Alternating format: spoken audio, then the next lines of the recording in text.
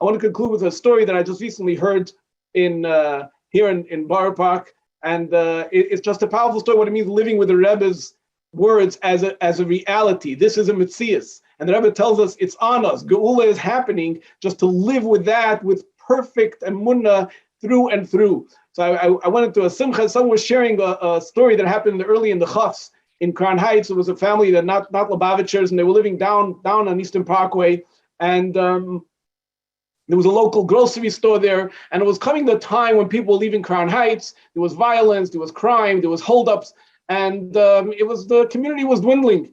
And there was a local grocery store owned by a fellow by the name of Anshel.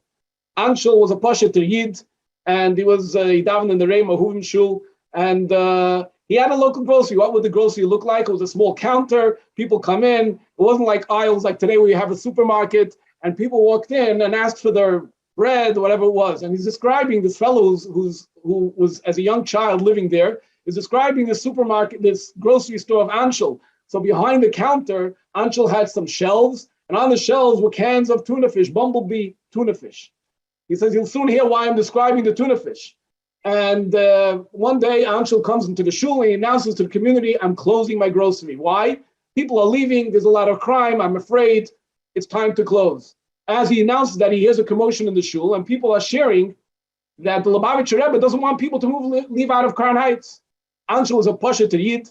He hears the Lubavitcher Rebbe doesn't want, I'm going to ask the Lubavitcher Rebbe. He comes and asks for Yechidus to the Rebbe, and he asks the Rebbe, should I leave Crown Heights? I was planning to move to Staten Island, and here there's a lot of crime. I'm afraid, there's violence, there's holdups in the neighborhood. I'm very afraid. And the Rebbe told him, don't leave. And the words the Rebbe used was, Keiner vet of dir, kein shlita nicht haben. No one will have any control over you.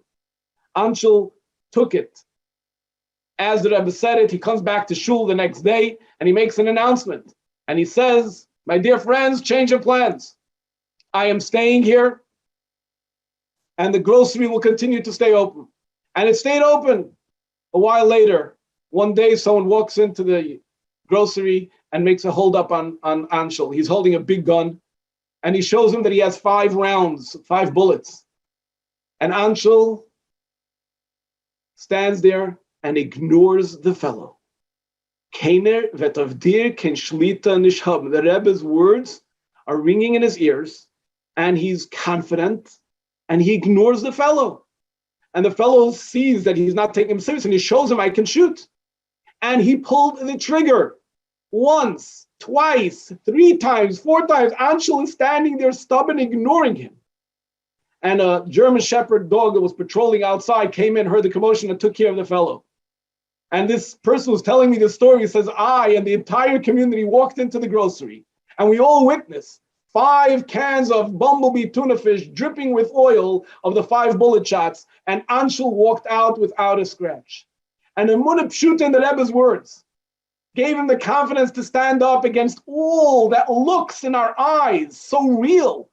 But what was more real to him was the words that Rebbe said, and as we go on through our day-to-day activities, and there are so many things that look real, their voice and their sound is very, very, very strong, but yet there's something deeper, something so real to us that nothing can get in its way. Our confidence, our emunah bitochen, davar echad midvarav loishav reikam, not one word the Rebbe ever said did not come through to its fullest. Everything the Rebbe said came to its fullest extent of clarity the way the Rebbe said it. And so too now, if the Rebbe is telling us it's here, and the Rebbe is telling us we're going to make it happen, and the Rebbe tells us each and every one of us carries the responsibility and the opportunity and the zchus to bring it a moment sooner, we are sure and confident that that will be the guiding direction of our life, the empowerment to make us all, for ourselves, for our communities, whether we can get them all to join the One Mitzvah campaign, or what, in any way possible, increasing our shiurim in Yanigula Mashiach, hearing the Rebbe's words, sharing the Rebbe's message, utilizing all of our opportunity of communication, our social media, for the exclusive reason that Yibishter created.